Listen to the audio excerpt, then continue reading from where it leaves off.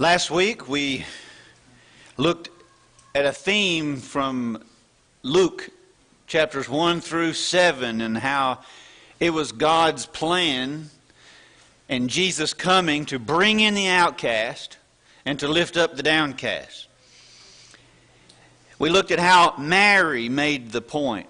When she found out that she was carrying the Son of God, she said that God lifts up the lowly. We looked at how when Zacharias, who was the father of John the Baptist, who would prepare the way for the Lord, he made the point that Jesus would come to give light to those who sit in darkness. We looked at how Simeon, when he blessed Jesus, and he held him in his arms, he said that he would be a light to lighten the Gentiles. We looked at how John, when he preached to many, while he preached to the tax collectors and he preached to the sinners, they heard the message and repented and came in, while there were many religious leaders who rejected his message. Jesus made the point that prophets were never accepted among their own people. But he gave a couple of examples of how they went to those outside and made provisions for them. One of those examples was how Elijah, while there were many widows in Israel at the time of the famine when there was no rain for 3.5 years, think of how many widows there were who were in need in Israel, and yet Elijah didn't go to those. He went to a woman who was a widow in Sidon, from outside of the nation. Elisha, at his time, there were many lepers in Israel among God's people. And Elisha didn't heal any of them. But he did heal a Syrian general. And so the point is that sometimes the Lord uses outsiders. He does care about everybody. Okay? He brings in the outcast. He lifts up the downcast. He raises up the humble. He humbles the exalted. Jesus came and he chose fishermen to be his disciples. And he chose a tax collector and he chose a zealot. While many of the scribes and the Pharisees rejected him. They criticized him. They criticized Jesus because he didn't fast like John's disciples fasted. They criticized Jesus because he healed on the Sabbath day. They criticized Jesus because he ate with tax collectors and sinners. But neither John nor Jesus was what people expected. They misunderstood his mission. And that's why they criticized him. We need to understand the Lord's mission. His mission was that he came to save. They that are whole need not a physician, but they that are sick.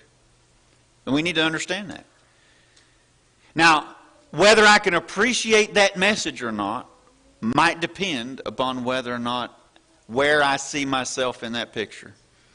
Today we're going to look at an example of a woman who was in need and how she was a sinner, but she was forgiven. We pick up in Luke 7 in verse 36. We see a woman and how she came to the Lord. And she's a great example for us. But we see two perspectives that Luke is painting for us. There's the perspective of the Pharisee who's watching this. And there's the woman. And so I want you to look at both perspectives as I read this. Luke 7 verse 36. It says, and one of the Pharisees desired him that he would eat with him. And he went into the Pharisee's house and sat down to meat.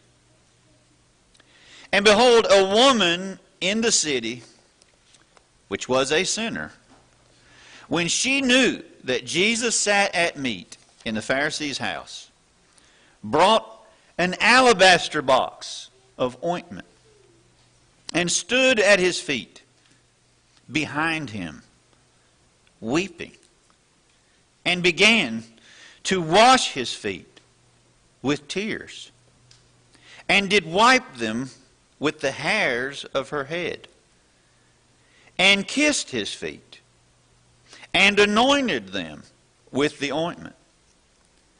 Now when the Pharisee which had bidden him saw it, he spake within himself, saying, This man, if he were a prophet, would have known who and what manner of woman this is that toucheth him, for she's a sinner.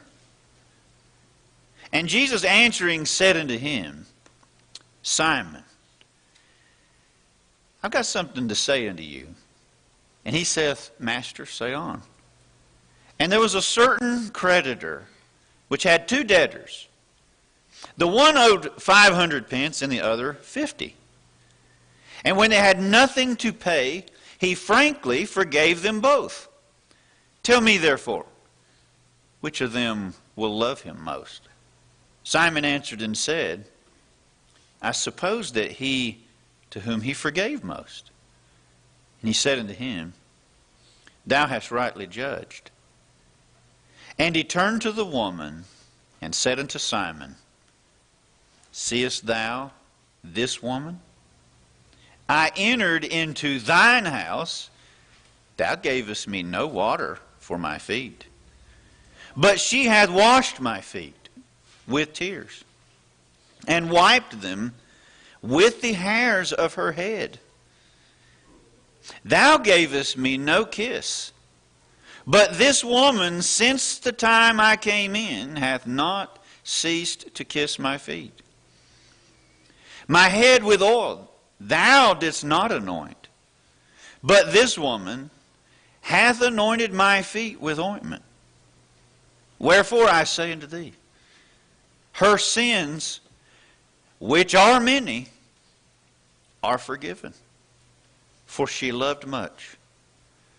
But to whom little is forgiven, the same loveth little. And he said unto her, Thy sins are forgiven.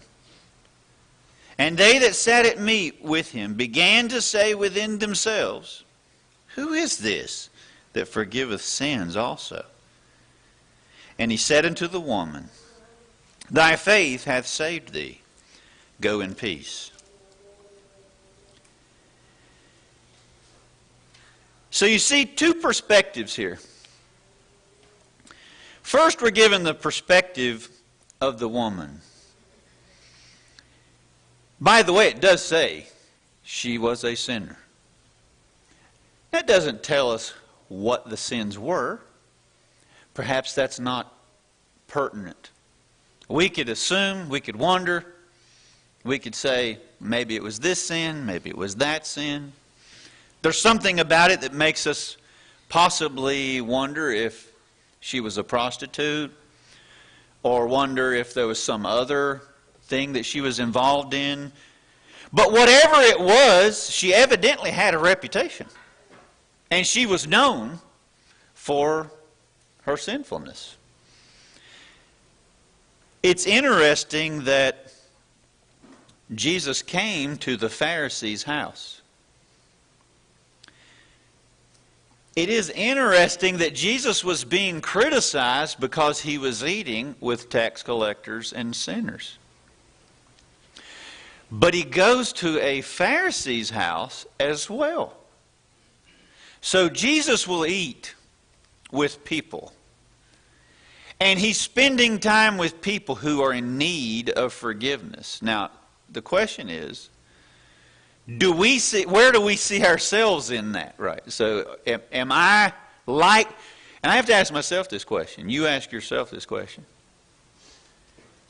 Am I more like the Pharisee, that I'm inviting someone into my house, I'm trying to do what I'm supposed to be doing, I'm already religious, I attend like I'm supposed to, I give like I'm supposed to, I do a lot of things right, I know a lot of what the Scripture says, I'm aware of what's right, I'm aware of what's wrong as I've been taught, I'm trying to do best I can. But then there is a woman here who knows she's messed up. And you see that. Look at the woman. Notice all the things that it says that she does. First off, somehow she caught wind where Jesus was. Somehow she knows Jesus is in a Pharisee's house. It does not say that the Pharisee invited her. It seems like, I'm getting the impression, she just found out where he was and she goes and she shows up. Now, I don't know. Was this like a type of gathering where many people are invited and so there's already a crowd there, so then she shows up? I have to think about this. What caused her to do that? Something in this woman caused her to seek Jesus out. Something in this woman caused her to know her need and know what she needed to do. So the woman comes to Jesus in an environment that she is not used to, evidently. It does not appear that this woman, if she's a sinner and has that reputation, is accustomed, maybe, hope I'm not assuming too much, but it doesn't appear that she is necessarily, she may or may not, we'll say it that way, to coming to an environment like this of a person who is religiously devout. You got to understand what that might take for a woman of that nature to be willing to make herself exposed and vulnerable and bring herself into that type of environment and forget the way that she might be looked at when she comes. And I think about that. Don't underestimate what may go through the mind of a person like her to forget all of that and say, I'm just going to go. And she goes, and she doesn't come empty-handed though. It says she brings an alabaster box. Now that box, some have said would be worth a year's worth of wages. So very, very expensive possession that she has. But she's ready to spend it on Jesus. I've got to ask myself that question. What would prompt a person to say, I've got this very expensive thing. I'm going to give it. What would cause her to do that? Would it be that she knows who she is and what she's done? Could it be that she's possibly embarrassed and ashamed of that? Could it be that she is already feeling humiliated because of her mistakes? Could it be that whenever she comes, when I look at the next part, she's standing at his feet behind him and she's weeping? I'm trying to picture the scene. Imagine perhaps in that culture the way that they would have sat. Perhaps the way some have described it would not be exactly like we have a table where you have chairs and you're sitting up, but more like there would be like a reclining, laying down perhaps with your hand propped up. And that's how they would lay down and eat. If that's the picture that I'm kind of thinking that what it was like, either way, she's standing at his feet and she's sobbing to the point that there's enough tears that it's getting his feet wet. Now, I don't know if she just doesn't have a towel ready or what it is, but she begins to wipe his feet with her hair. Now, I don't know the condition of his feet. I don't know whether or not his feet were freshly clean and washed, or whether he had been walking a while. And maybe perhaps they could have been a little dirty or very dirty. I don't know. But either way, even if they were clean, the fact that she is weeping enough that the tears are coming down on his feet, that she's wiping her hair on his feet, it's not a romantic thing. Lest anybody thinks that. I don't see that as that at all. This is a woman who is sorry for what she's done. This is a woman who is now doing this. I think about this. This could be very gross in some way. I'm just being honest with you, how I'm seeing it. For her to put her hair to wipe, she's not thinking about that. But this is a woman who has remorse. She's kissing his feet. And she's spending her alabaster box of ointment on him and anointing his feet. I have to ask myself, why does she do this? Did anyone tell her this is what you're supposed to do? Were these instructions that were given? Like, when you go and you're going to see a King of Kings, the Son of God, and you're going to seek forgiveness, this is how you're supposed to do it? I don't know where she would have learned any of that. But it's simply the natural, genuine reaction of a person who knows their sinfulness and is wanting forgiveness and knows she needs forgiveness. And I believe that she was crying because she really knew she needed forgiveness. But while she was doing that, now you have the other perspective. The other perspective is the man who's invited him into his house. Now maybe he's thinking, he's in my house because I'm a good person. I want to invite the Lord over. I want him to be here with me. I'm feeding him. But it's interesting that there's still some things that are absent, even with the Pharisees' hospitality. There's something that he is not doing in his heart and in his attitude that Jesus then points out. But it's interesting, the Pharisee sees his own perspective. Look at this perspective. As he's watching Jesus, he's not saying anything. It says he thinks this within himself. Verse 39. These are just his own thoughts. Have you ever thought something about someone else and you never said anything? You didn't actually say the words, but you thought it in your mind. But Jesus can read minds. And it's interesting that this man is wondering, well, if he's a prophet, he would know what kind of woman this is. Yet, Jesus is able to read his mind. So yes, he is a prophet. But the Pharisee is wondering, why is he allowing this? How is he letting a sinful woman with this reputation do this? Why isn't he stopping her?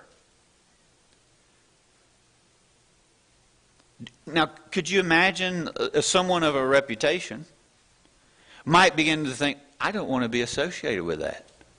I don't want someone to be thinking of me that I'm involved or condoning or doing anything like that with someone else who's been involved in these things. I think each of us can kind of understand the point I'm trying to make there. That would be part of our thinking and the way that we tend to look at things. But he doesn't understand what Jesus is doing because he's not seeing the woman's perspective. Now, oh yeah, he knows she's a sinner.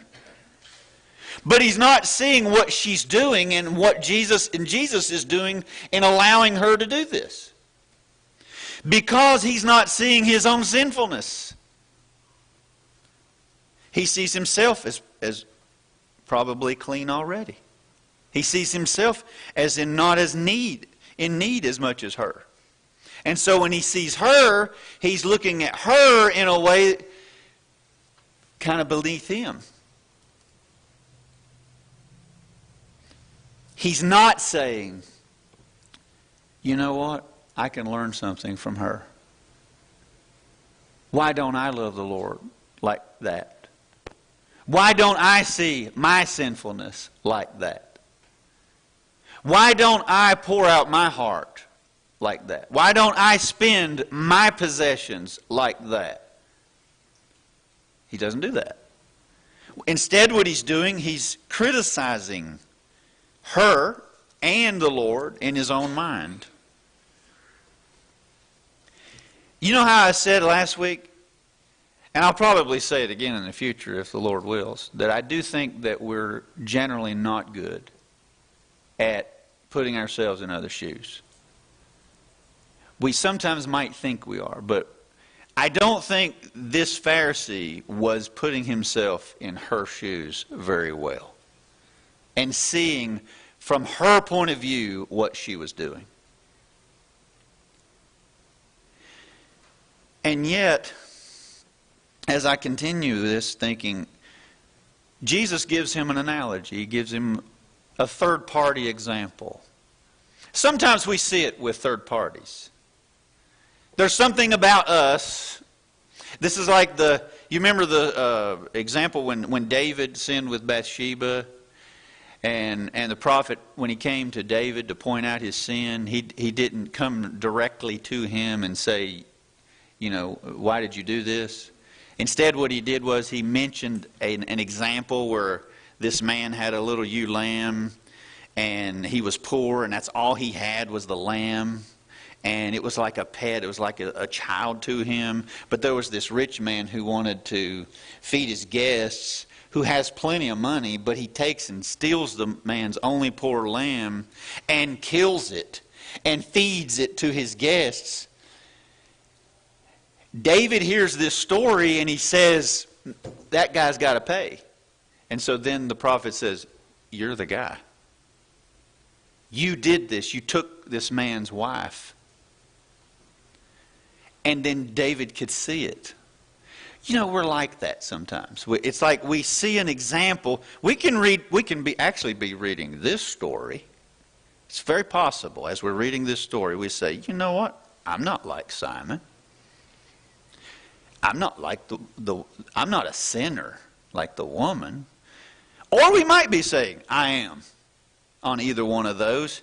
And then there may be other people who might be looking at us and they can see it plain as day, black and white. They can say, nah, here's where you fit into this. But when we think of ourselves, we might want to put ourselves in either category and think that's what it is, but other people can tell better because sometimes it's the outside looking in that can... It's hard for us to see our own faults. Very easy for us to see others' faults.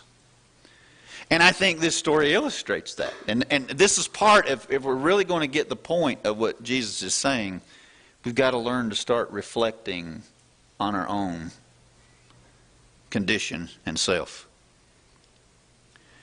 But Jesus gives an example, this third-party example.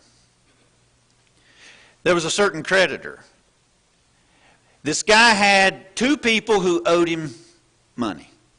One owed him a little, one owed him a lot. Now, if you want to know the amounts, the best I can tell, if you want to break it down into our wages and amounts, it's something like one owes close to 2 months worth of wages, and the other owes like close to 2 years. Something like that. Give or take. Now, one of those is a smaller amount. One of those is a much larger amount. But the man forgives them both. And Jesus asks the question, which loves the creditor more? Simon answers correctly. I suppose the one he forgave the most. I think we could see that. Have you ever owed money to someone? You ever been in debt? You ever like, okay, I know I'm the one that's been given something here. I owe somebody something. If somebody lets you borrow $10, it's kind of easy, right? Okay, I pay that back. But a person who knows it's going to take me a long time to ever pay that back. And it's even more when you have somebody that says, ain't no way I can ever pay that back. Because there's just too much. If I start paying, I'll never be able to reach that. Now that person, Jesus is pointing out, that person though, knows their need and knows how thankful they are. But if we think that we don't owe that much and we've been forgiven, it's like, you can kind of pass that on. It's not a whole lot of thought to that. And here's where the point comes in with you and I. Where do you think you fit in your debt to God? Where are you? Where am I? Am I one of these that, well, he didn't have to forgive me all that much because I didn't do this wrong. I didn't kill anybody. I'm not a lawbreaker. I haven't been put in jail. I try to be a good person. I try to do good things. It's very easy for me to begin to start thinking like that and think, I'm a good person. I'm a preacher. And it'd be real easy for me to start thinking like that. Start thinking, well, let me just add up the things that I think I do. I do this, I do that, I do this, I do that. And then forget. Well, what have I been forgiven of? What did I do? How many times have I not given to the Lord like I should? Like I really should? How many times have I not put the Lord first? How many times have I disappointed Him and grieved Him by my attitude? How many times have I rejected Him? How many times have I known the right thing to do and I outright just didn't do it? And it could be that, let's say I'm making strides and I'm sinning less. It becomes easier for us to begin to become self-righteous and think, I'm doing pretty good. And while I might say we should be getting better, we should be growing, we should be sinning less the more we grow in the faith. That's all the way it should be, right? But whenever I reach a point where I've forgotten how much I need God, and I've forgotten the mistakes that I have made that He has let go, then I'm becoming a little bit more like Simon here. But I will say this. People like this woman, they don't struggle with that. And the reason why is they know they messed up. They really know it. And when they get it, and they are really ready to change and do what is right, they are all in. And they love like nobody else. Because they see that thankfulness that is there. And that's the lesson that Jesus is now teaching to Simon. That we need to love like that. I usually think it's harder to teach brethren, people of God, people who are supposed to be living better than the world. I hope that's true. I hope people can see that we live better lives. Hopefully our marriage is a little better. Hopefully the way we raise our kids are better.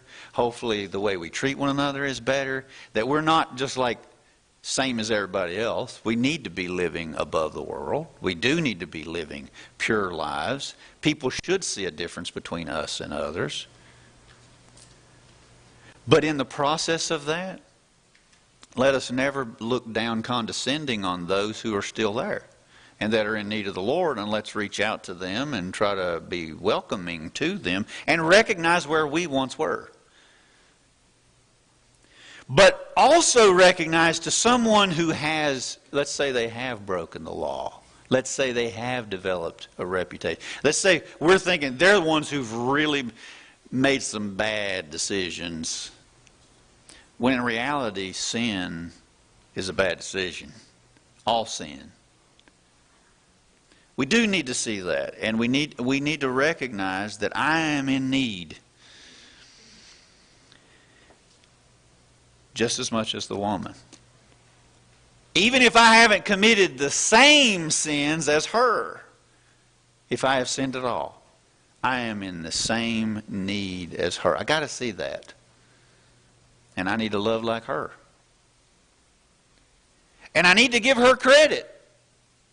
Because if the Lord said her sins, which are many, are forgiven, you know what? If I've been forgiven and she's been forgiven, you know we're in the same boat now. There's no sense of once we're all forgiven, hey, you leave out the forgiveness, we're both in the same boat. Now we're both forgiven, now we're both in the same boat. We're equals. There's no hierarchy there. There's no like one above the other. And they need to be treated like that. But I could actually learn something from her as well. And see my sinfulness of the past. And realize they're in the past. I think the Lord wanted this woman to know, as if to reassure her, that whatever she's repented of, that she needs to know it is forgiven. Sometimes there are people who think they've messed up so bad God would never forgive them, and they still struggle with that. They still have that regret. They still go to bed with that. And they think about that. And they beat themselves up over that. And they're still wondering, will God accept me? And sometimes it makes it even harder if there are others who are supposed to be in the same family that might not receive them as welcoming as that. So that could make it even a harder struggle. But that ought to be the case. It ought to be that we ought to be more like the Lord here. I do not believe Jesus was condoning the sins that she committed. He acknowledged they were many, but they've been forgiven. And if he says they're forgiven, well, then they are. And we need to move forward and know that we're forgiven. And notice how he says in verse 5, thy faith hath saved thee, go in peace. He wants her to have that peace. He wants her to be rested in her mind on that. Now I might say, if you have sinned, if you're here and in your mind you know you've messed up, maybe we might not know that. But maybe there's something in your private life, or maybe something. Do you see that the Lord is a gracious God? He wants to forgive. Then you need to come like the woman. And you need to give to God yourself. And you need to know that if you do that, and you love Him, and you believe in who He is, He does forgive. And you can have that. And it's not impossible. He's not asking you to do something that's too hard to do. If you'll do just that, believe and repent, if you'll confess, I believe that Jesus is the Christ, and you'll be baptized, every sin that you've committed will be forgiven. And if you're a Christian and you've sinned, you can be forgiven if you'll do as that woman did. So whatever you